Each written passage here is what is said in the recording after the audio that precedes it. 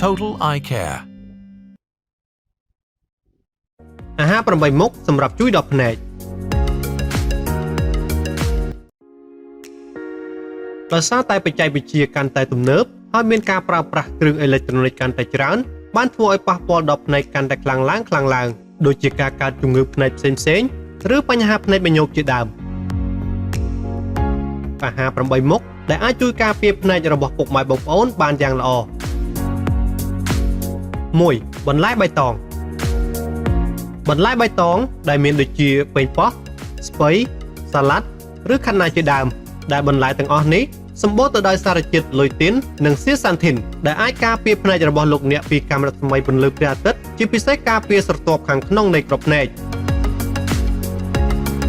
មិនតែប៉ុណ្ណោះបន្លែបៃតងក៏អាចជួយបង្ការកុំឲ្យភ្នែកខ្សោយនិងកាត់បន្ថយការកើនឡើងនៃកម្រិតភ្នែកបញ្ញោផងដែរ 2. សាច់ត្រីត្រីគឺជាប្រភេទអាហារដ៏ល្អសម្រាប់ភ្នែកជាពិសេសត្រីសាម៉ុនត្រីទូណាដែលវាសម្បូរទៅដោយអូមេហ្គា 3 ដែលជួយឲ្យភ្នែករបស់យើងភ្លឺច្បាស់បានល្អការបរិភោគសាច់ត្រីឲ្យបានទៀងទាត់និងរៀងរាល់ថ្ងៃអាចជួយកាត់បន្ថយការចុះខ្សោយនៃជំងឺភ្នែកផ្សេងៗបានយ៉ាងប្រសើរ 3. សាច់សត្វ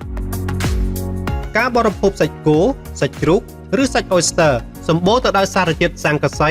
ដែលជាសារធាតុរ៉ែផ្ដល់នូវវីតាមីន A ដល់ភ្នែករបស់លោកអ្នកវាក៏ជាផ្នែកមួយដ៏សំខាន់ក្នុងការធានានូវការផលិតមេឡានីនដែលសារជាតិនេះទទួលខុសត្រូវចម្បងក្នុងការថែរក្សាការថតកាំរស្មីភ្នែក 4. ផ្លែឈើសម្រាប់ផ្លែឈើដូចជាស្ទ្រូប៊េរីស្វាយល្ហុងក្រូចវាសម្បូរទៅដោយវីតាមីន C ដែលអាចជួយបង្កើនប្រព័ន្ធភាពស៊ាំក្នុងរាងកាយនិងបង្កើនភាពធន់នៃភ្នែកនិងជំងឺភ្នែកផ្សេងៗទៀត 5. គ្រាប់ធញ្ញជាតិ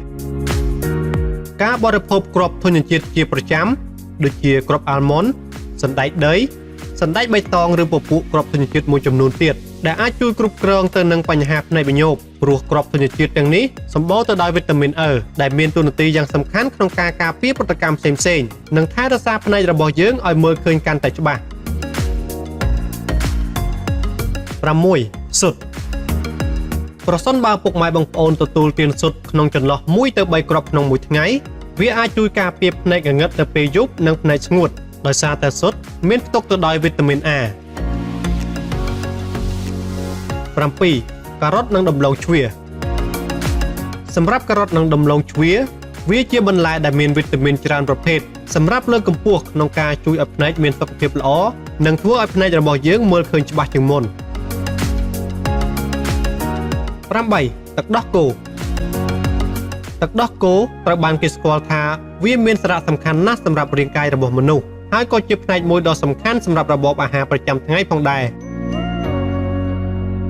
បន្ថែមលើសពីនេះទឹកដោះគោក៏អាចជួយឲ្យភ្នែករបស់យើងភ្លឺច្បាស់ជាងមុនដោយសារតែទឹកដោះគោមានវីតាមីន A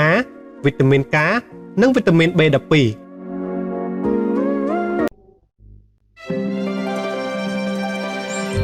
Total Eye Care